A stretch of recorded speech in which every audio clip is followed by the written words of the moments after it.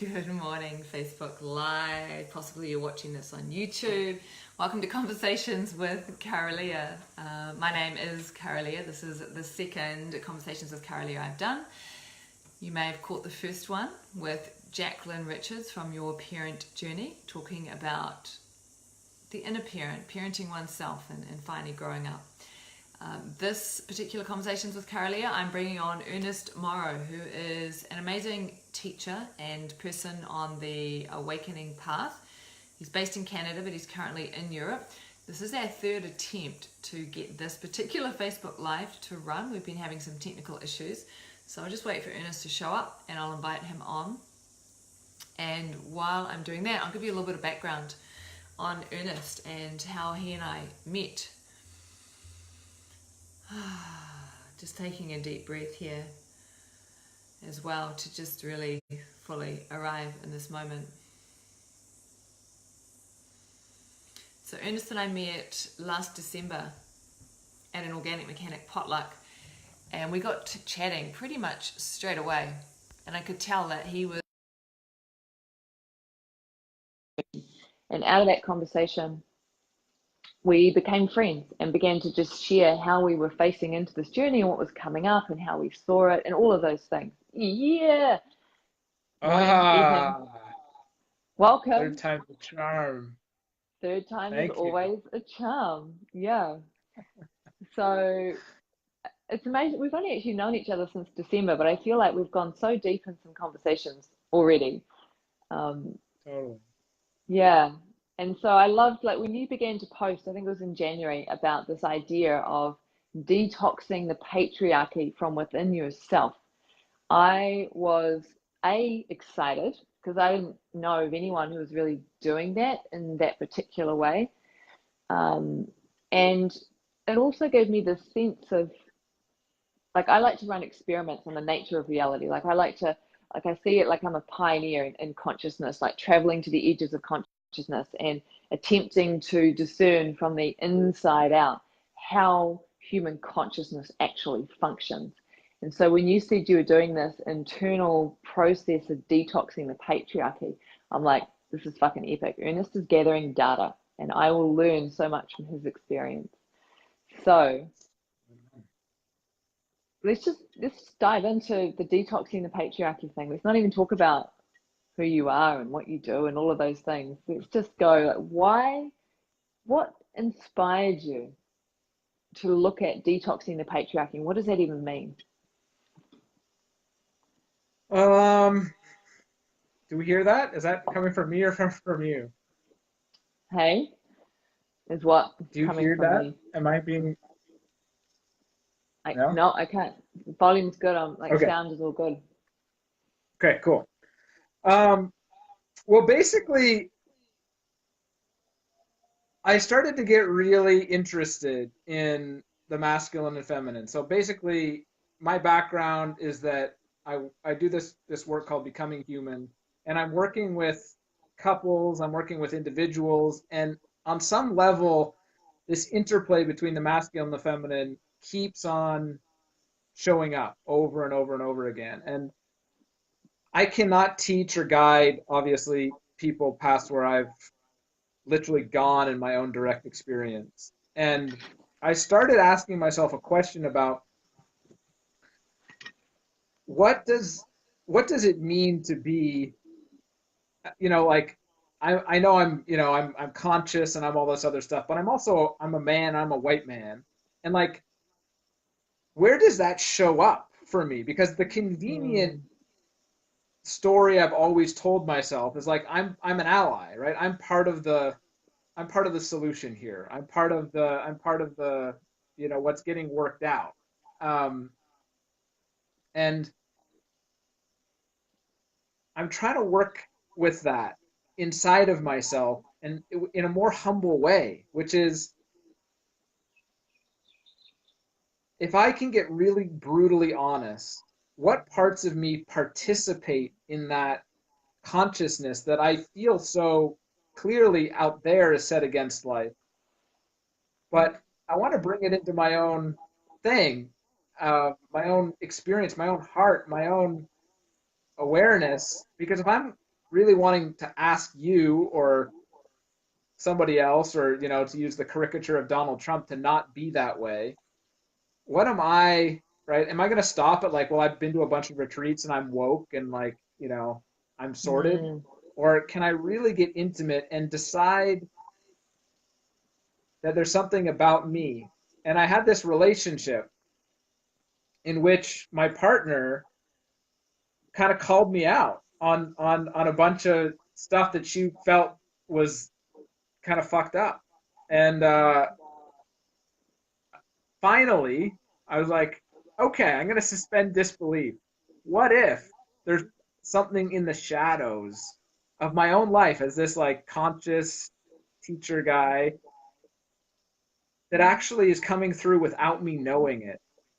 And that's where this detox of the patriarchy, the sobriety journey showed up. It's like, step one in the 12 steps is came to admit that we have a problem, right? That there's something that's in my life that's unmanageable, that I'm not in control of, and it's coming through me in my actions and my behavior.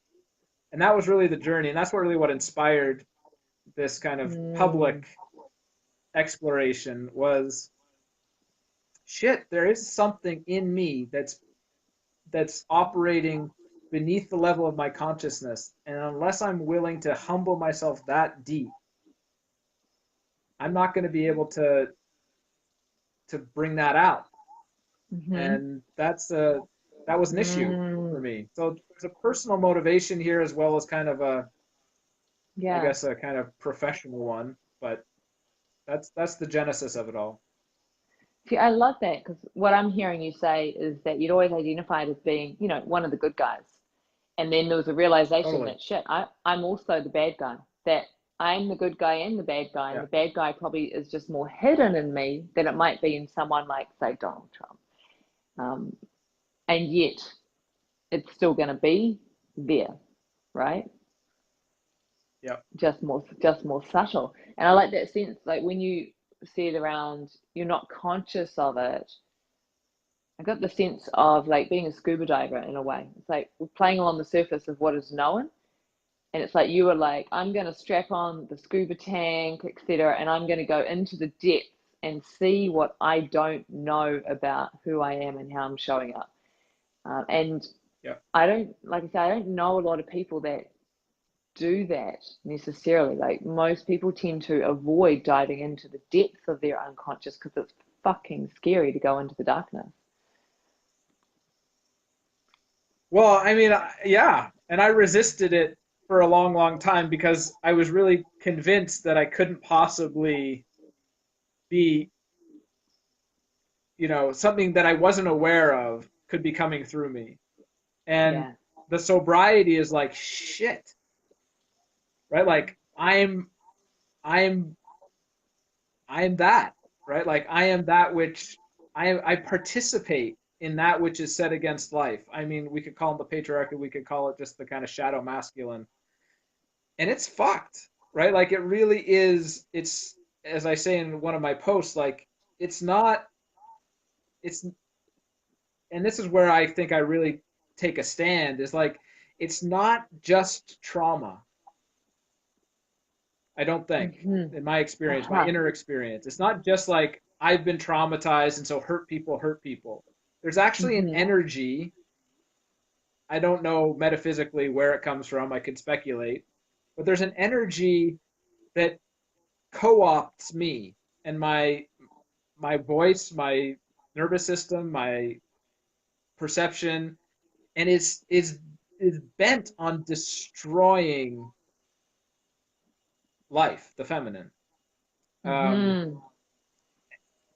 and that's kind of disturbing, uh, to recognize that. I think that's what really intrigued me because I get that sense of what you're speaking about. Like it's one thing to do our wound work and our trauma, which is all the personal, right? But what I'm beginning to discover and feel as I walk this path is that there are energies, or you could call it a virus, that is not personal.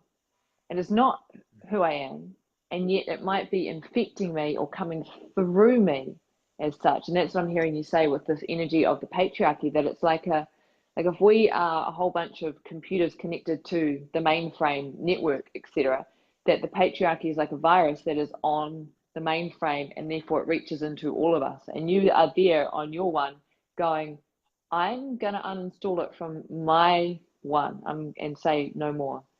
And that intrigued the fuck out of me, right? Because, yeah, like someone just left a comment there, wow, I love the honesty in this. And I think that is you're needing to be brutally honest about, in order to do the work, you have to be brutally honest about how the patriarchy might be showing up in you. And before we go into that, you've already sort of mentioned how you see the patriarchy, like what that is, but let's define it a little more because it's easy to bandy around these words without clear definition. So how do you define patriarchy? Yeah, and I mean, there's the whole Jordan Peterson phenomenon out there, which is kind of like trying to redeem patriarchy and which is fine, I suppose. But what I really mean by patriarchy is a consciousness which is currently dominant in the world, and its MO is to dominate rather than collaborate. It's not interested in life. It's not interested in flourishing. It's not interested in cooperative, kind of collaborative improvement. It's really just trying to win, and it will not cede control willingly. Like it's not like there's not enough of it. It's a hungry ghost. And that I would say that consciousness definitely infects both women and men at this point, but in a sense it's expressed or there's an icon of it or a crystallization of it in so many of the kind of male dominated institutions that have populated our culture and other cultures for thousands of years, like just name your religion, government, army, military state kind of variation on that. So I can feel that. Like what I'm hearing you say is like it's an energy or consciousness that is about control and domination and winning and competition and being right, all of those kind of things, which is not necessarily life affirming but life destroying. And when I hear you say that, to me that feels like, I often call it colonizing culture, the virus that has colonized the earth, because that really has always intrigued me. I'm like, what is this colonizer thing where these people went from their land to other people's lands with the supreme right and just mass genocide and stealing of like all of this stuff? Like, what is that? What drives somebody to do that? What's the underlying energy? And to me, what you're speaking of feels like the same thing. So I feel it like, this patriarchy, consciousness, control, domination, winning, fighting, life denying essence, like at the heart of what we see in terms of the destruction of our planet right now. We lost Ernest again. Hopefully he'll come back in. Try and add you again, Ernest. Just when we were getting juicy, I'm not sure what's going on. It's kind of curious. Here's Ernest and I trying to have this epic discussion on this very subtle thing that we've got we're willing to go on the line with our personal experience and share how it's coming up in our lives. And we keep getting thrown out of Facebook Live. I've never been thrown out so many times in a conversation as I have been in this one with Ernest. And so I'm just going to give it a minute or two and see if he comes back on and requests to come back on the show. If anyone's got any questions, comments. Okay, so here we go. Ernest is coming back on. Cool. And we've got a few good questions coming in from Steve. Is it not just a tool used by whoever happens to hold the conversational floor? Oh, it's a good question. Welcome back, Ernest. Hopefully you stick around. We're back. Yeah. Do you want to dive into Steve's question here? Can you tell me what Steve's question is? I missed it. It is. Steve is asking, is it not really just a tool used by whoever happens to hold the conversational floor?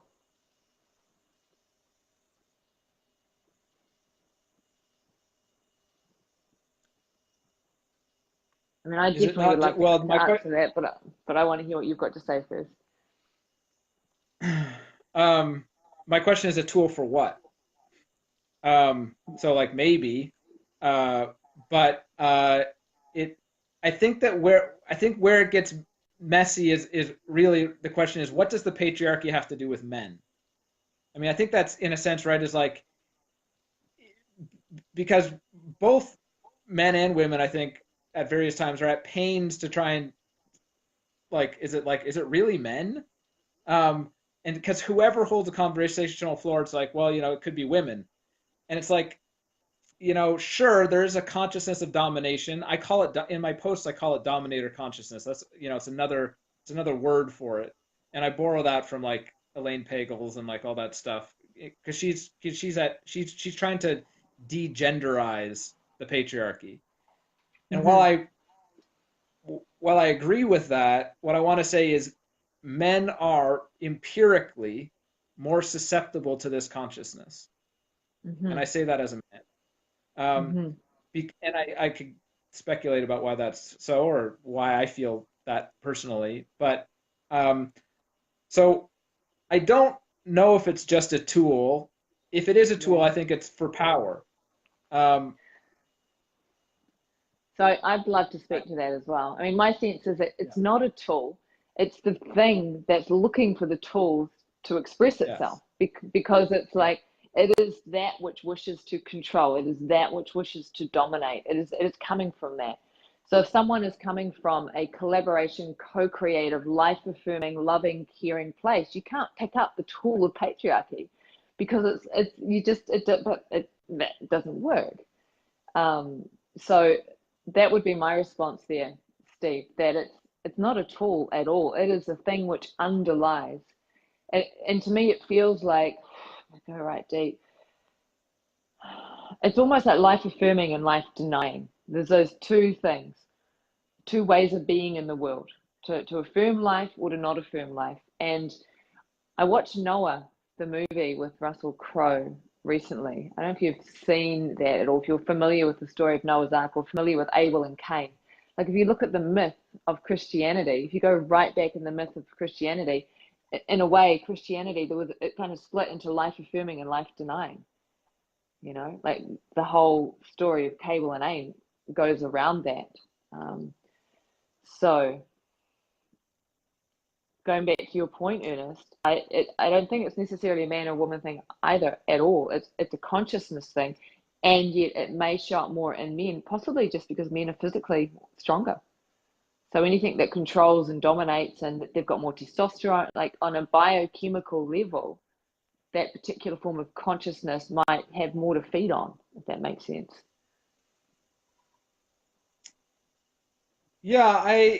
In my sense is, and this is, I don't know how controversial this is, but that really it's men are more susceptible, and I think this in a sense might speak to what Steve was maybe getting at, is that in my experience, the masculine is not power itself or life itself. It's presence to power, it's presence to life, it's service to life, it's devotion to life.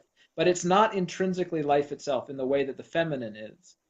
And the feminine and those people who are in female bodies have a intimacy intrinsically, biologically, physiologically with life uh, that, in a sense, is some kind of buffer to this energy, right? Anti-life getting inside that's just that much more difficult because that feminine Mm. embodiment is in a sense an immunization or an inoculation. It's harder for that to be forgotten. Whereas for the masculine, as presence to life, as presence to power, that's right. The seduction to grab our own power, right, as a tool maybe, but really it's not a tool that we're using, it's using us, right? We're the Mm. tools, right? It's a seductive way to try to establish some kind of, perception of equality, or I wrote a post that went viral a long time ago, or months ago now, that talked about the intrinsic fear the masculine has of powerlessness. Like that's what allows the patriarchal consciousness, that dominator consciousness, to be grasped for and invited in, is the fear that I am not that. And for me, this goes back to the birth experience every man has. Psychologically, a man is born, a boy is born, a person in a male body is born and looks back from where he came, and then he looks down and he's like, that's not me. Right? I am not that. I am not that which I came from. I am not that which birthed me into the world. And in that moment, there is this susceptibility to an inferiority that this consciousness can then use to infect and wreak havoc. Whereas a person in a woman's body is born and looks back and looks down and is like, yep, that's me. Right? And so at the core of the masculine experience coming into the world is this disconnect, which is like, shit, well, if I'm not that, what am I good for? Right? It puts the masculine on this instantaneous quest for like, huh? What's my purpose here? And I think that kind of inquiry on a subtle level is one of the ways in which this consciousness then is like, well, your purpose is to dominate. We see that in Judeo-Christian tradition, that Adam is given dominion over the world. Yeah, so all of it. I think that there's so much in what you just said around how, because women have the potential to give birth, women create life and bring life forth, are therefore innately life affirming. So it's harder. This is what I heard you say.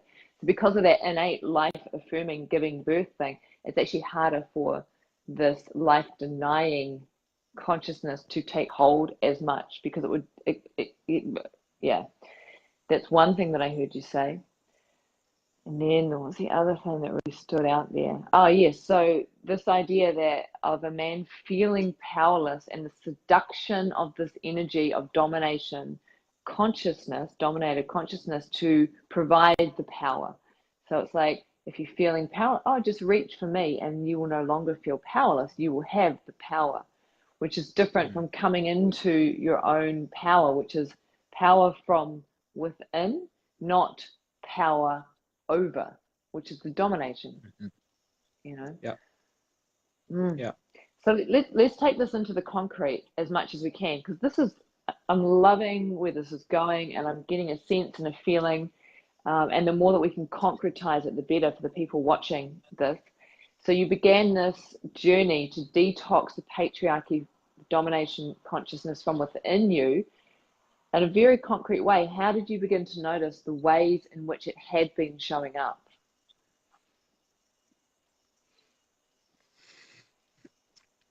Yeah, I began to find in myself the place in me that I thought was me in a sense, but refuses to yield, refuses to submit, refuses to do anything but dominate.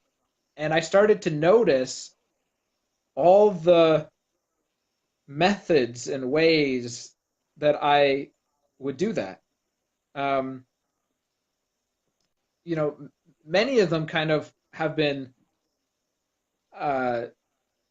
categorized psychologically, but I don't think in my situation it's necessarily psychological. It's this what I would call the dominator consciousness that's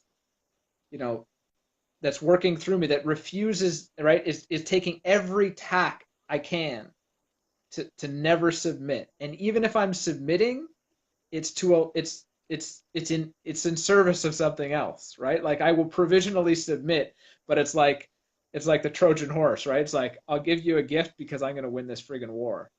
Um, Mm. and just to notice the kind of manipulative ways in which my, you know, what would be automatic, right? Just ways of perceiving the world in these slightly adversarial terms, in which the question is always, am I winning? Hmm. And and I think that that's a very simple way that we can get at this consciousness, right? Is asking ourselves that question. Certainly for myself, when do I hate submitting? When do I hate losing, or being weaker, or not coming in first, or getting the short end of the stick?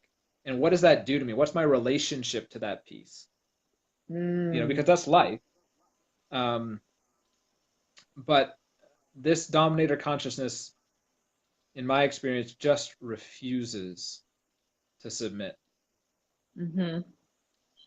I have come across this, like I know this consciousness in myself as well. And for me, this consciousness wasn't so apparent until I became a parent. Mm, And I remember totally. very clearly when my child was about, maybe he was 10 months old, and he was in his cot and I was changing him. And he kicked with his foot, and he kicked me in the belly, and it Mm, fucking hurt. And my instinctual reaction was just like just this rage came up in me, and I didn't act on it in terms of I didn't hit him or whatever, but it was so close. It was so fast and so strong, and all he had done was kick me. And I observed that, and I was like, holy fuck, what is this energy? And mhm, so that energy has been present, and that was about 8 years ago or so. And so I've been tracking it, and it has flared up at different points in my parenting. And what's really curious to me is that I chose this January, right about the time you were doing the detox, I chose to go away with my son, just the two of us, for 3 weeks, knowing it would put the pressure on, knowing that it would flush that particular energy to the surface.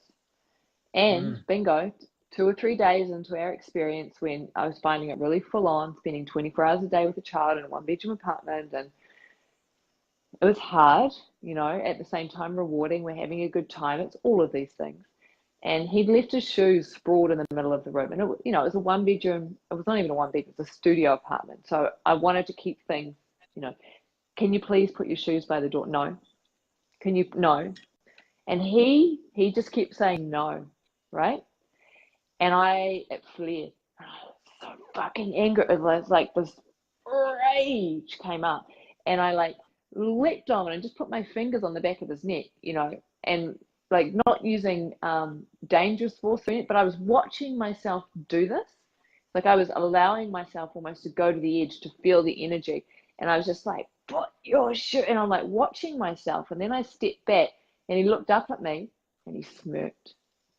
He gave me this look. This wasn't a child who was frightened or felt bad or anything. He looked at me, and the consciousness in him was like, I fucking got you. And I was like, whoa, that is such an interesting exchange that just happened there. mm, And so in that moment, I fully saw and felt that energy. And to me, what it felt like was about control. It's like I would not relinquish control. And because I would not relinquish control, it took me to that place. And so in that moment, in that exchange with my child, it was like I made that a deep commitment that I was going to fully release that part of me seeking to control. And that's how it felt to me, like that part of that domination consciousness. So I was going through that journey at a similar time that you were starting that detox, which is kind of curious. Mm. totally. I think that illustrates too how it can, maybe maybe that consciousness was also in him a little bit, right? And that right, and then it creates this conflict, this competition, right? Whose will right? This battle of wills. Who's going to win? And of course, this is the consciousness that people like Martin Luther King Jr. and Gandhi and others are, right, through their nonviolent resistance, right? They're saying we're gonna do this differently. We're refusing to do this battle of wills thing.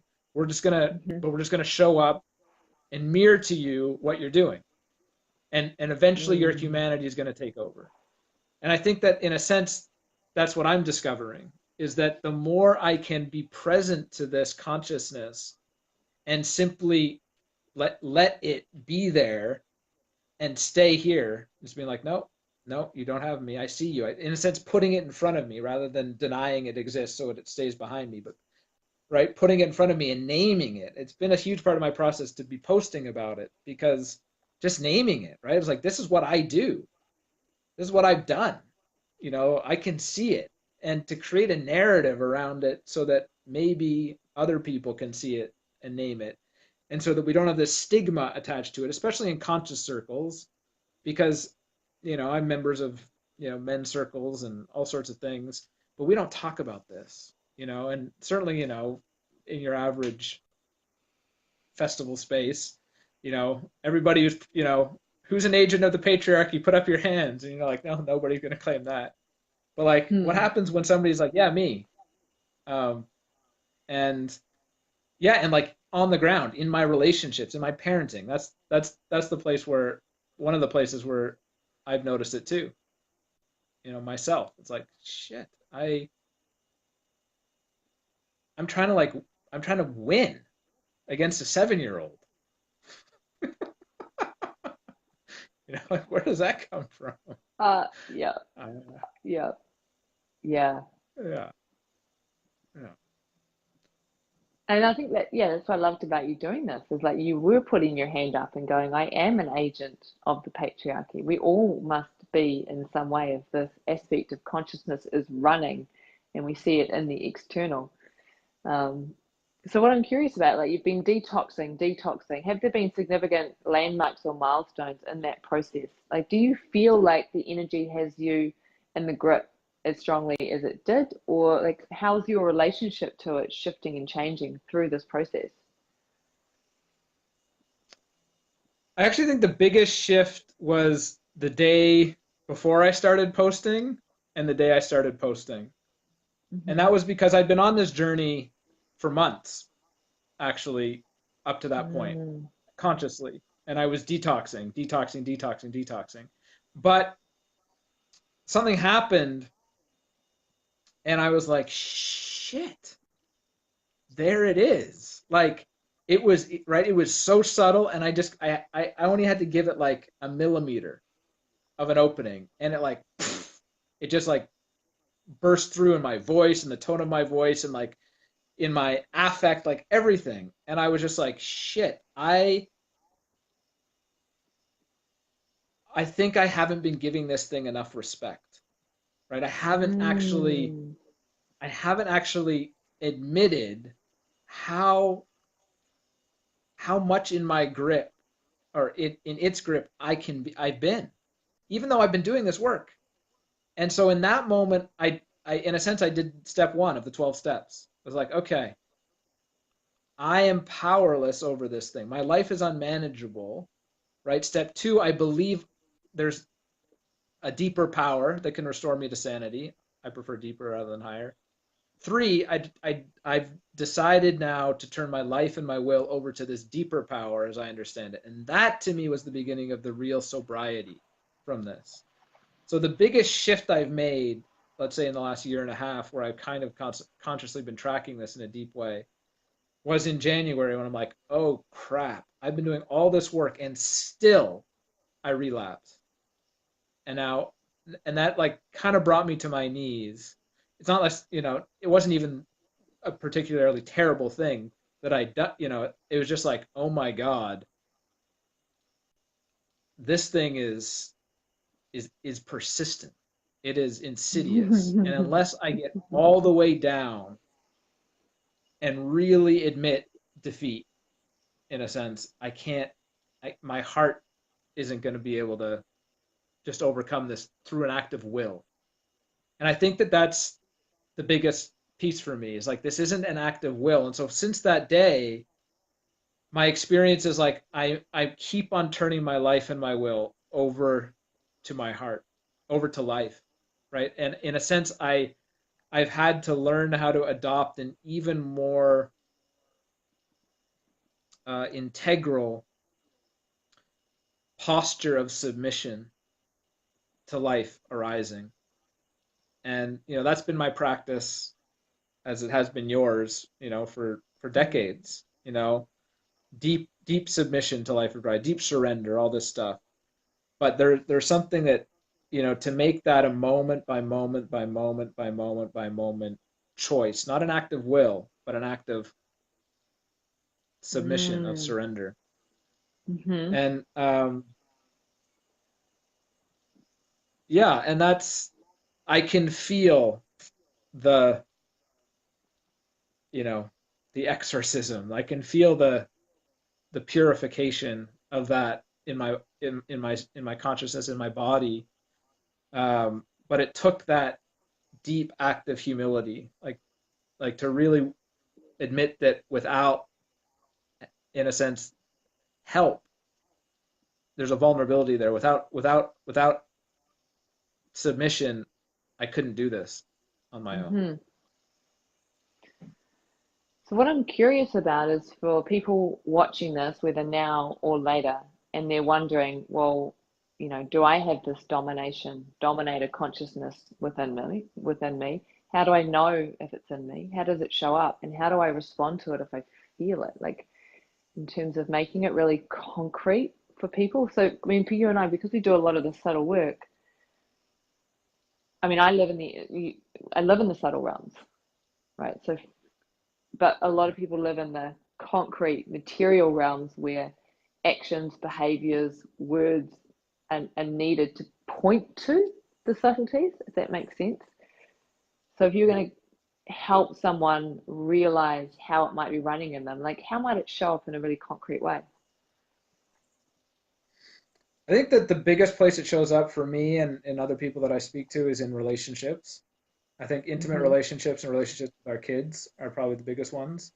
Those really close bonds, sometimes maybe with our parents or other close family members. But when that there's a level of contact and connection and vulnerability that creates, and then the concrete is like, how willing or able am I to be vulnerable? Which means I might be wrong, you might be right, you might be, I might be not as good at something, right? Not essentially, of course, but like, am I even able to countenance that? Am I able to adopt a posture of humility? And if I'm not, and if I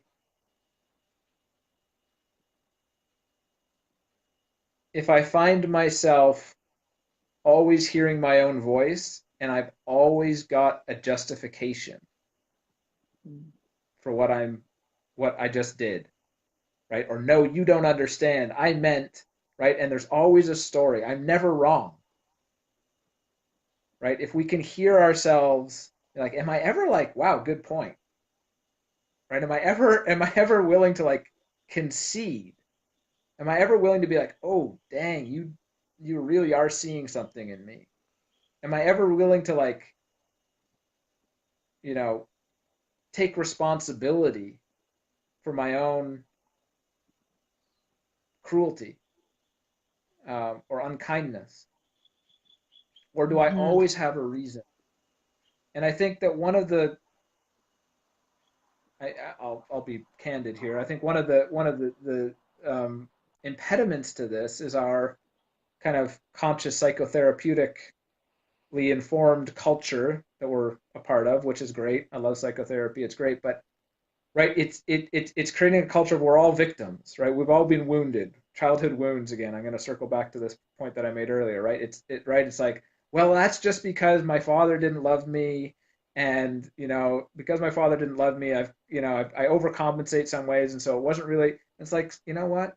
That's justification. That's bullshit. If I've just been unkind and I can't be like, that was fucked up. I got to deal with my own reasons, whatever made me susceptible to that. But if I can't look somebody in the eye and be like, you've got permission to tell me when I'm hurting you, and for that to matter, Mm. that's to me is the dominator consciousness at work. Hmm. So any time that we catch ourselves justifying or explaining or defending or there's something else that you said. Yeah, or blaming our past for our present actions. Basically not taking ownership for how we're showing up in the moment. Yeah. And being willing to admit that it's probably not perfect. Mm. And that at least to reflect on it. Now, there are times when people are projecting their pain and wounding onto us. Absolutely, right? That doesn't mean just because somebody accuses me of something, it means I'm going to like hit the floor and prostrate myself, but at least be able, like, do I pause before I defend myself? Like, do I actually pause and like be like, wow, thanks for, I'm going to go feel that. I'm going to go see if that's true, if that resonates. I'm going to go talk to people that are close to me and be like, hey, somebody just gave me this reflection. What do you think? You know me. Does that ever show up? Like, really actually take it seriously before I say no, right? Before I'm like crazy, right? Like, like own your stuff, or like, why are you projecting on me? Because I use that, right? I'm an expert in this stuff, right? So I'm like, I teach this stuff. I work with people, right? So I can talk you out of what your reflection back to me, 25 ways till Tuesday, right? I can tell you that this isn't about me. This is about your dad, or this is probably about like, whatever, your Oedipal complex, or your, who knows? I can come up with some story. But why right? Why does this dominator consciousness, instead of just being like, maybe I'm wrong? And it's that humility, right? And so if I'm not honestly able to say maybe I'm wrong at any given moment, to me that's fishy. That's a little bit Mm. suspect. Mm-hmm. Which Mm-hmm. doesn't mean I have to take it on, but I think I have to at least be ready to do that inquiry. Yeah. Yeah.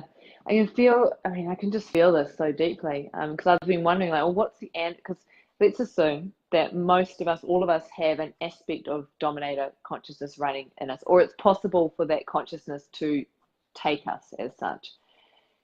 Then my question is, oh, what's the antidotes? And like you said, it's harder potentially for dominated consciousness to come through women because of women giving life and being more life affirming in that way. And what I'm hearing you say too is that humility is a great antidote. That the more humble that one is, the less likely it is that dominated consciousness is able to run. It's almost as if when I feel into it, how can humility and dominator consciousness, the need to be right, the need to control, the need to be empowered, they cannot be present within the field at the same time. Yeah. You see? And I think that there's a real challenge for us in our discourse, especially as it pertains to social media and everything like that, right? I mean, I don't know if it's true in your part of the world, but in my part of the world, Donald Trump, right, is everybody is like, Donald Trump, like he's like, right, he's like the worst person, he's like the worst human, right? And so we all like talk about how Donald Trump is the worst human, but that has nothing to do with whether or not I'm also at times acting from a place of unkindness, right? And so it's so easy this dominator consciousness loves to hide behind, well, that person's worse than I am, or even you're worse than I am, right? Which is like, well, you've hurt me, how I hear myself saying that, well, that's nothing, like, but like, fuck that. I'm just unkind. I was just unkind. I was just mean. I was just cruel. I was just life denying. I just tried to assert dominance. And it doesn't matter, Mm. right? Right. On some level, it didn't matter what Sam, even though Sam might have been being a real kind of a jerk with his shoes, right? It's Didn't like, matter. Yeah, I could have it doesn't handled that matter. many other ways. Yeah, absolutely. Right. And Absolutely. so, Yeah, yeah, I can say something along. It's very easy to be self-righteous and to look externally at other people, right? And again, the work is always internal. How do I show up? How am I in relationship? Where is this running in me? Because you know what? If it wasn't, when it goes from all of us, it'll be gone from Donald Trump as well. absolutely. That's a curious thing. Absolutely. Oh, that's what I was going to reflect on. I mean, this way of being in the world, this dominated consciousness that we're talking about, as if it comes through and uses human beings as such to express itself. To me, that's what's destroying the planet. Like that energy of life denying, controlling, and dominating and using is why we've got such extraordinary environmental degradation. Yes, Like absolutely. these things are not separate. And then a life affirming, co-creative, collaborative consciousness would show up on the planet. The planet would look so different because you just cannot rape and pillage the earth. And like only dominated consciousness can rape and pillage the earth in that way. And so that's another reason why I think this conversation and the work that you're doing, that we're all doing, many of us are doing, is so crucial, because the microcosm within us is reflected in the macrocosm and the way humanity as a whole is relating to the planet. Totally. Totally. Mm. And to find that in me, like I know what it is through this process to be like, yeah, you know, I've burned I've burned the witches. I've burned down the rainforest. Right? Like it's right, it's in me. And it might not be my fault, and it might have got in through trauma, maybe, like maybe that opens the gates, who knows.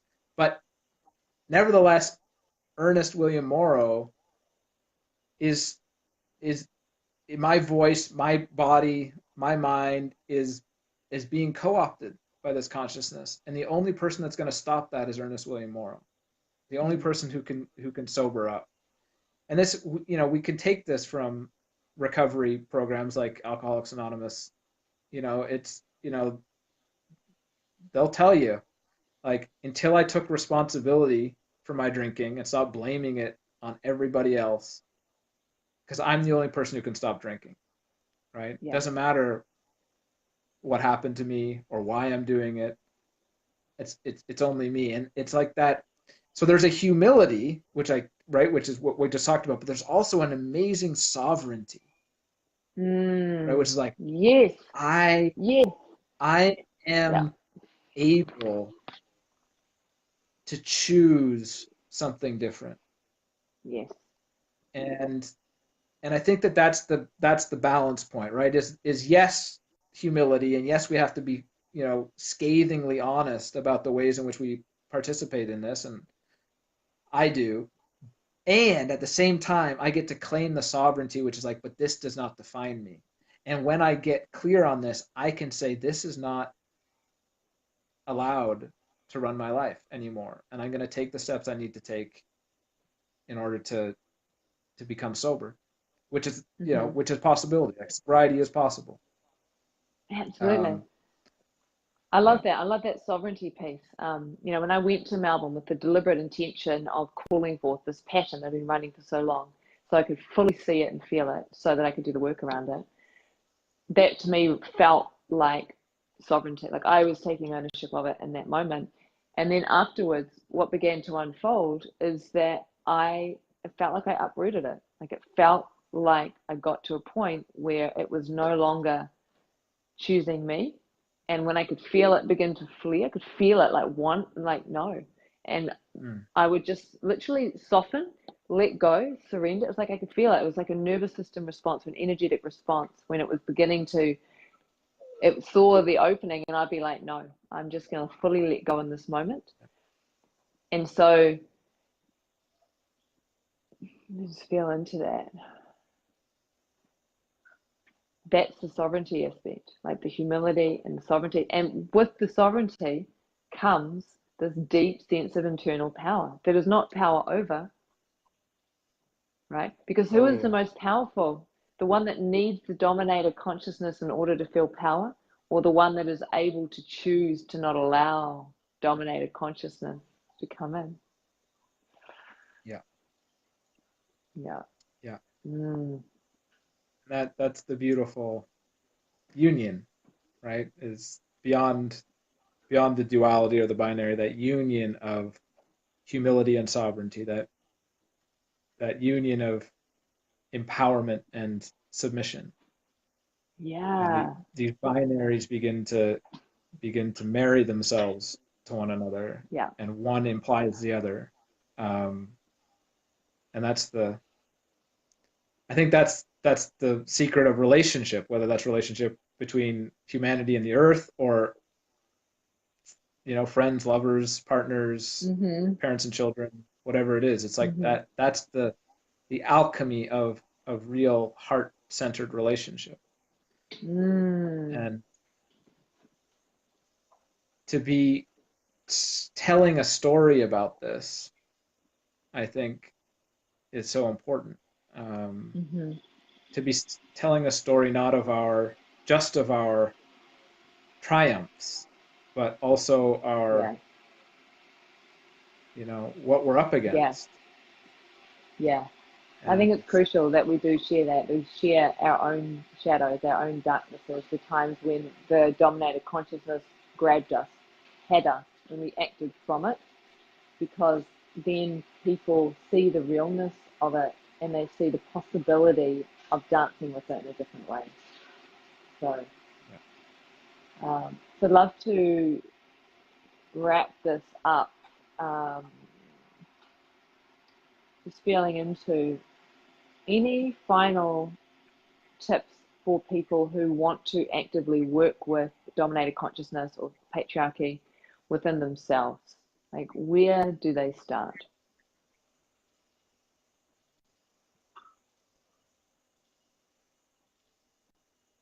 um,